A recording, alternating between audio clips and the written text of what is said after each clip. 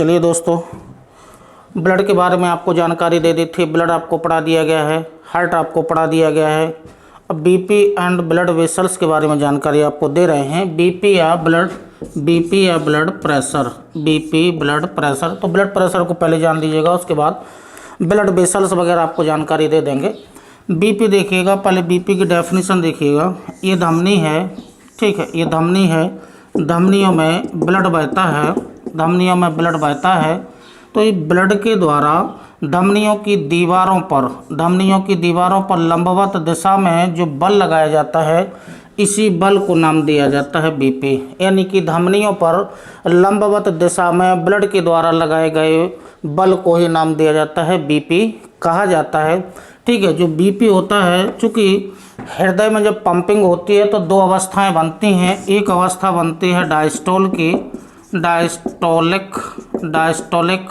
Diastolic अवस्था होती है, और सिस्टोलिक अवस्था होती है, सिस्टोलिक अवस्था होती है। ठीक है, तो सिस्टोलिक की अवस्था में बीपी कम होता है और डायस्टोलिक की अवस्था में बीपी कम होता है और सिस्टोलिक की अवस्था में बीपी ज़्यादा होता है। जब ब्लड के द्वारा पंपिंग की जाती है तो डायस्टोलिक वाली जो अवस्था होती है उसमें बीपी कम रहता है और सिस्टोलिक वाली जो अवस्था होती है इसमें बीपी अधिक रहता है। जो नॉर्मल बीपी होता है, नॉर्मल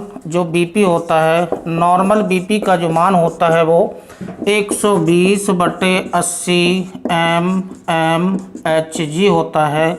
ये नॉर्मल बीपी का मान है। ठीक है, मतलब 120/80 mmHg।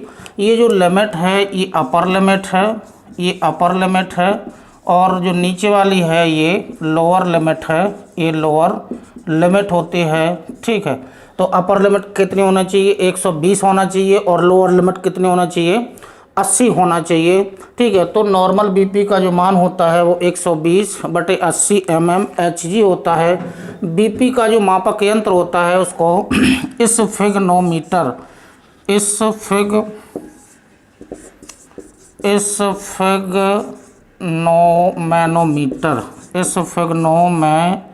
मैनोमीटर के नाम से इसे जाना जाता है।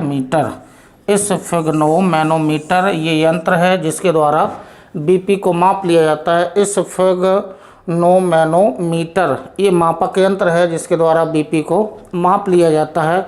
इसकी जो खोज है एक रेवॉक्सी नाम के एक वैज्ञानिक थे। इन्होंने इस मैनोमीटर नामक यंत्र की खोज की थी जिसके द्वारा बीपी को माप लिया जाता है। बीपी में चूँकि दो लिमिट होती हैं, एक हाइपरटेंशन होती है और एक हाइपोटेंशन होती है।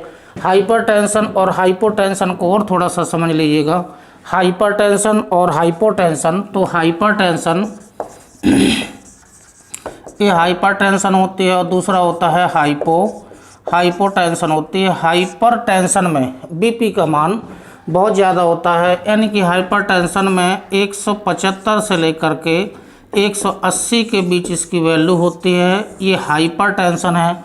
और जो हाइपोटेंशन होती है इसमें बीपी की वैल्यू 65 से 75 के बीच होती है। वैल्यू उसकी वही रहेगी mmHg। ठीक है, तो हाइपरटेंशन की वैल्यू कितनी होती है? 175 to 180 तक होती है, और हाइपोटेंशन की जो वैल्यू होती है वो 65 to 75 के बीच होती है। ठीक है, तो ये हाइपरटेंशन है। एक स्थिति ऐसी बनती है कि हाइपर जो टेंशन की वैल्यू है वो हो सकता है कि वो 200 तक चली जा सकती है। हाइपरटेंशन की जो वैल्यू है वो कितनी बढ़ सकती है? वो 200 तक बढ़ सकती है, 200 mmHg तक हो सकती है। यदि ये अवस्था आ गई, हाइपरटेंशन में बीपी की वैल्यू कितनी हो जाए? हाइपरटेंशन में बीपी की वैल्यू कितनी हो जाए? 200 mmHg हो जाए, तो ऐसी अवस्था में जो मस्तिष्क होता है, मस्तिष्क की जो नर्व्स होती हैं, मस्तिष्क की जो वेसल्स होती हैं, ठीक है, जो धमनी होती हैं वो फट जाती हैं, और जब ये मस्तिष्क की धमनी फट जाती हैं तो ब्लड कहाँ जाता है? ब्लड बाहर आ जाता है। ठीक है, तो ये जो अवस्था होती है इसको नाम दिया जाता है ब्रेन हेमरेज। क्या नाम दिया जाता है? ब्रेन हेमरेज की अवस्था इसे कहा जाता है। ऐसी अवस्था जिसमें हाइपरटेंशन में बीपी की वैल्यू कितनी हो जाए, 200 तक पहुंच जाए, और ऐसी स्थिति में ब्लड जो मस्तिष्क है, मस्तिष्क की जो वाहिनियां हैं उनसे ब्लड बाहर तो आ जाता है लेकिन बॉडी से बाहर नहीं आता, यानी कि मस्तिष्क से की धमनियों से ब्लड बाहर आ जाता है लेकिन बॉडी से बाहर नहीं आता है। ऐसी स्थिति को कहा जाता है ब्रेन हेमरेज की अवस्था कहा जाता है। ब्रेन हेमरेज में व्यक्ति कोमा में भी जा सकता है और कोमा के बाद उसकी मृत्यु भी हो सकती है यदि समय पर हो, यदि उचित उपचार नहीं हुआ तो व्यक्ति कोमा में भी जा सकता है। तो ये जो ब्रेन हेमरेज की अवस्था है, तो बीपी कहाँ तक हो जाना चाहिए, 200 mmHg तक जो बीपी होता है वो पहुंच जाता है। ऐसी अवस्था को कहा जाता है ब्रेन हेमरेज की अवस्था। ठीक है, तो हाइपरटेंशन हो गया, हाइपोटेंशन हो गया, नॉर्मल बीपी का मान हो गया, डायस्टोलिक की अवस्था होगी जिसमें बीपी की वैल्यू कम होती है, सिस्टोलिक की अवस्था होती है इसमें बीपी की वैल्यू ज़्यादा होती है। ब्लड हमने आपको पढ़ाया होगा, हार्ट आपको पढ़ाया गया होगा, तो हार्ट में जो संकुचन की अवस्था आ रही थी, ठीक है, तो संकुचन की अवस्था में डायस्टोलिक वाली अवस्था है, ये सिस्टोलिक वाली, डायस्टोलिक सिस्टोलिक वाली ये अवस्था होती हैं। ठीक है, तो जो बीपी होता है नॉर्मल बीपी का मान 120/80 mmHg होता है।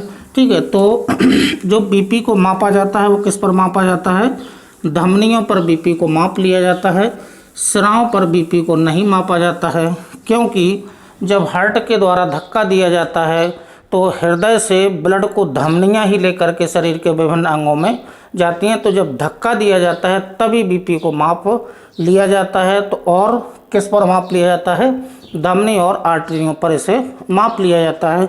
जो बीपी होता है, जो बीपी की जो वैल्यू होती है, जो बीपी होता है वो समानुपाती, बीपी जो होता है वो समानुपाती जो होता है, उम्र के समानुपाती होता है, टेम्परेचर के समानुपाती होता है, हार्ट बीट के समानुपाती होता है, ठीक है, और फैट के समानुपाती होता है। एक फार्मूला जैसा लिख दिया गया है, हार्ट बीट किन किन के समानुपाती होती है, वो बीपी किन किन के समानुपाती होता है। यदि उम्र बढ़ी तो बीपी बढ़ा, ठीक है, उम्र बढ़ी तो बीपी बढ़ेगा, यानी कि बीपी समानुपाती किसके है, उम्र के है, यानी कि एज के है। टेम्परेचर बढ़ा तो बीपी बढ़ा, हार्ट बीट बढ़ी तो बीपी बढ़ जाएगा, फैट बढ़ा तो बीपी बढ़ जाएगा। और जो बीपी होता है जो हार्ट बीट आपको पहले बढ़ाया गया होगा, हार्ट बीट कितनी होती है, 72 पर मिनट होती है, ये नॉर्मल हार्ट बीट की वैल्यू है। ठीक है, 72 पर मिनट बीपी की वैल्यू होती है। महिलाओं में ये वैल्यू थोड़ी सी ज़्यादा होती है, 75 तक नॉर्मल महिलाओं में होती है। ठीक है, ये नॉर्मल हार्ट बीट की वैल्यू है 72 पर मिनट। ठीक है, अब जो बीपी होता है या बीपी के अलावा जो हार्ट बीट होती है, हार्ट बीट, ठीक है, जो 70 पर मिनट होती है, ये व्युत्क्रमानुपाती होती है, बॉडी साइज के होती है, बॉडी साइज के व्युत्क्रमानुपाती होती है।